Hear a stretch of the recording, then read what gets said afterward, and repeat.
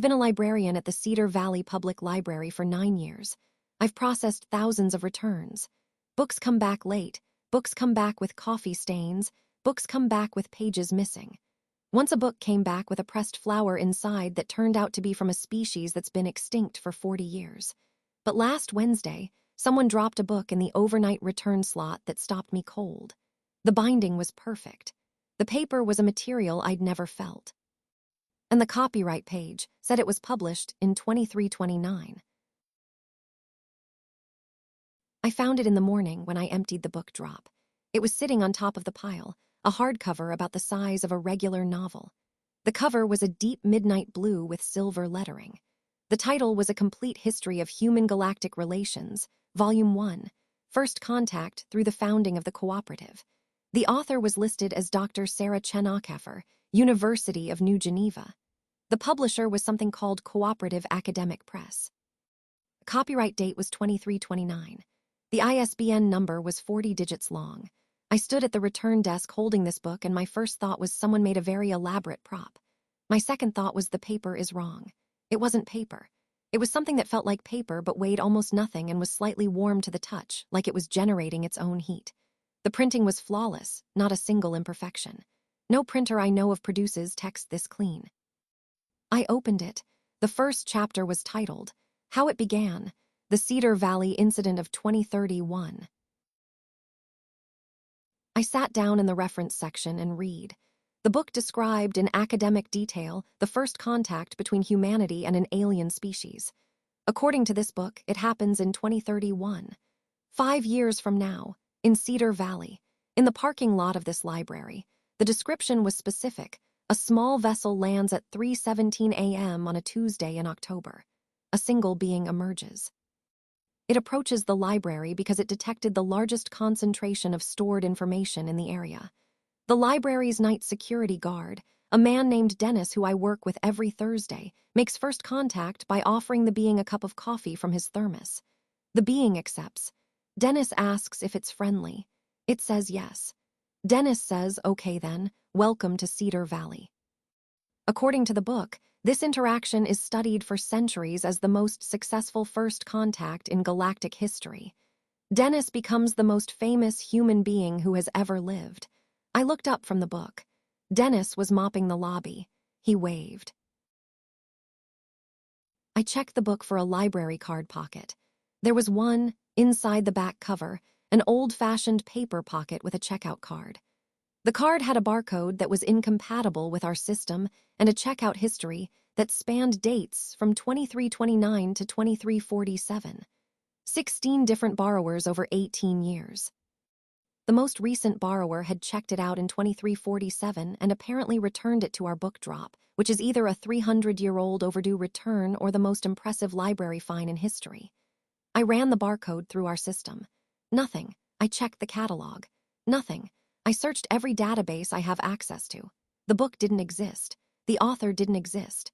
The publisher didn't exist. The University of New Geneva didn't exist. I put the book in the rare materials cabinet and locked it.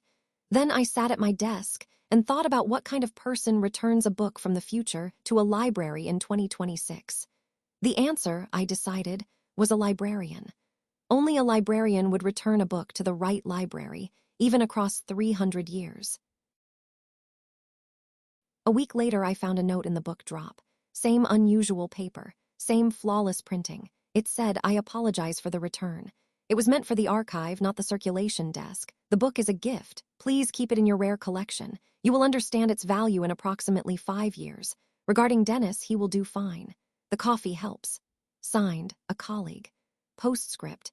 Your library's collection is referenced in 47 academic papers in my time. The fiction section in particular is considered one of the finest small library collections in the region. You should be proud. I read the note 3 times. Then I put it inside the book and locked the cabinet again. A colleague. Someone 300 years from now considers me a colleague. Someone from the future knows our fiction section.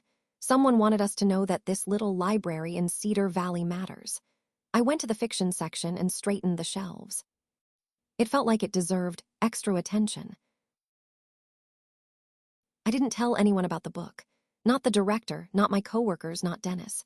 especially not Dennis. What do you say, "Hey Dennis, in 5 years you're going to meet an alien in the parking lot and become the most famous person in history, so maybe practice your small talk." Instead, I just kept working. I processed returns. I organized programs. I helped patrons find books and fixed the printer when it jammed and read stories to kids on Wednesday mornings. But I started paying more attention to the fiction section. If it's referenced in 47 academic papers 300 years from now, there must be something special about it. I looked at the shelves with new eyes. The collection isn't large, maybe 4,000 titles, but it's curated. My predecessor, a woman named Helen who ran this library for 31 years, chose every single book personally. She had a gift for it. The collection is diverse, surprising, full of voices that don't get heard in bigger libraries. I always thought Helen was just good at her job. Now I wonder if she knew something too. It's been a month since the book appeared. I check the rare materials cabinet every morning. The book is still there, still warm to the touch, still describing events that haven't happened yet. I've stopped reading it. I decided I don't want to know too much about the future. I want to be surprised. But I know a few things now that I didn't know before. I know this library matters. I know that what we do here, collecting stories, preserving knowledge, keeping the doors open, echoes forward in ways we can't imagine. I know that in 300 years, someone will care enough about this place to return a book to it across time. And I know that Dennis makes good coffee. I bought him a nicer thermos for his birthday. He said, "What's the occasion?" I said, "I just think you should have good equipment." He said, "For making coffee." I said, "Yeah, you never know when it'll matter." He looked at me funny, but he kept the thermos.